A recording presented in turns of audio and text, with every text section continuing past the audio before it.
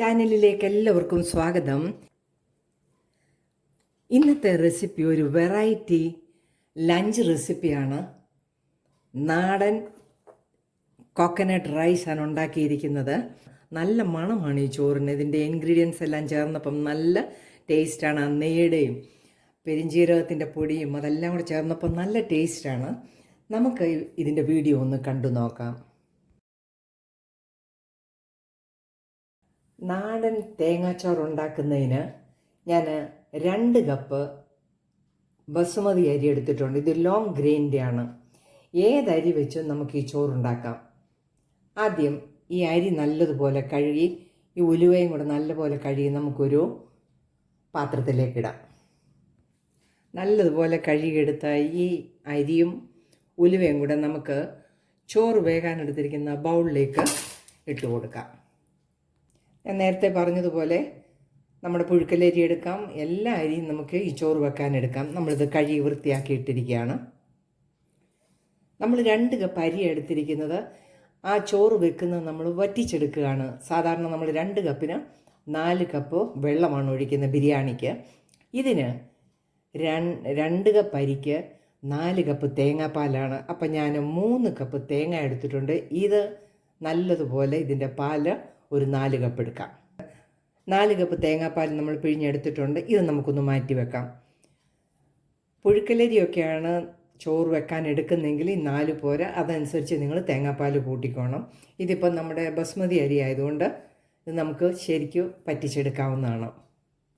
നമ്മൾ ചോറ് വെക്കാനുള്ള ഈ ബൗളിലേക്ക് നമ്മൾ അരിയും ഉലുവയും കഴുകിയിട്ടിട്ടുണ്ട്. ഇതിലേക്ക് 1 ടേബിൾ സ്പൂൺ പെരിഞ്ജീരകത്തിൻ്റെ പൊടി ഇട്ട് കൊടുക്കാം. ഒരു 1/4 ടീസ്പൂൺ ചെറുജീരകത്തിൻ്റെ പൊടി ഇട്ട് കൊടുക്കാം. 2 സവാള ചെറുതായിട്ട് അരിഞ്ഞത് ഇതിലേക്ക് ഇട്ട് കൊടുക്കാം. 1 ടേബിൾ സ്പൂൺ വെളുത്തുള്ളിയുടെ പേസ്റ്റ് ഇട്ട് കൊടുക്കുക.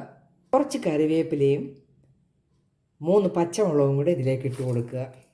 വളരെ ഈസിയാണ് ഈ തേങ്ങയുടെ ചോറ് വെക്കുന്നതിന്. ഈ ചോറിലേക്ക് നമ്മൾ തേങ്ങാപ്പാൽ റെഡിയാക്കി വെച്ചിട്ടുണ്ടെങ്കിലും ഒരു 1.5 കപ്പ് തേങ്ങാപ്പീര ഇട്ട് കൊടുക്കുക. ചെറുതായിട്ടുള്ള തേങ്ങയൊക്കെ ഉണ്ടെങ്കിൽ അത് മാറ്റണം. തേങ്ങ കൂടുതലിട്ടാലും നല്ലതാണ്. 2 കപ്പിന് ഞാനിപ്പോൾ 1.5 കപ്പേ ഇട്ടിട്ടുള്ളൂ. ആവശ്യത്തിന് ഉപ്പ് ചേർക്കുക. നമുക്കിനി വെന്ത് കഴിയുമ്പോൾ വേണമെങ്കിൽ ചേർത്താൽ മതി. ഇപ്പം ഞാൻ ആവശ്യത്തിനുള്ള ഉപ്പിട്ടിട്ടുണ്ട്.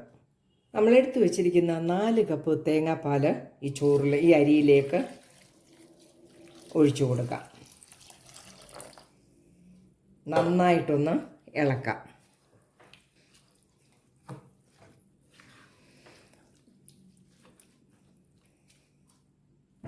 ഇനി ഈ ചോറ് കട്ട കെട്ടാതിരിക്കാനായിട്ട് ഞാൻ 1 നാരങ്ങ പിഴിഞ്ഞതും കൂടി ഇതിലേക്ക് ഒഴിച്ചു കൊടുക്കുകയാണ്.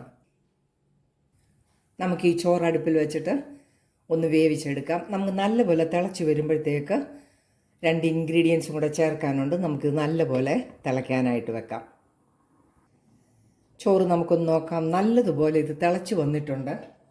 ഇപ്പം നല്ലപോലെ നമ്മൾ ഫ്ലെയിം കൂട്ടി വെച്ചിരിക്കുകയുമാണ്. ഇനി ഫ്ലെയിം കുറച്ച് വെച്ചുകൊണ്ട് ഒരു 1/4 ടീസ്പൂൺ മഞ്ഞൾ പൊടി ഇട്ട് കൊടുക്കുക. കൂടെ തന്നെ 1 ടേബിൾ സ്പൂൺ നെയ്യും കൂടി ഒഴിച്ചു കൊടുത്ത് നല്ലതുപോലെ ഒന്ന് ഇളക്കുക. ചോറിനൊരു നിറം കിട്ടാൻ വേണ്ടിയാണ് ഞാൻ മഞ്ഞൾ പൊടി ഇട്ടത്. അത് വളരെ കുറച്ചിട്ടാൽ മതി, ഒത്തിരി നിറമാകരുത്. നമുക്ക് നല്ലതുപോലെ ഇതൊന്ന് മിക്സ് ചെയ്യാം. ഫ്ലെയിം വളരെ കുറച്ച് വെച്ചുകൊണ്ട് നന്നായിട്ട് ഇതൊന്ന് വേവിച്ചെടുക്കാം. ഇടയ്ക്ക് തുറന്ന് ഇളക്കി കൊടുത്തുകൊണ്ടിരിക്കണം. അടി പിടിക്കാതെ കൂട്ടി ഇളക്കി വേണം ഇളക്കി കൊടുക്കേണ്ടത്. നമുക്ക് ഈ ചോറൊന്ന് നോക്കാം.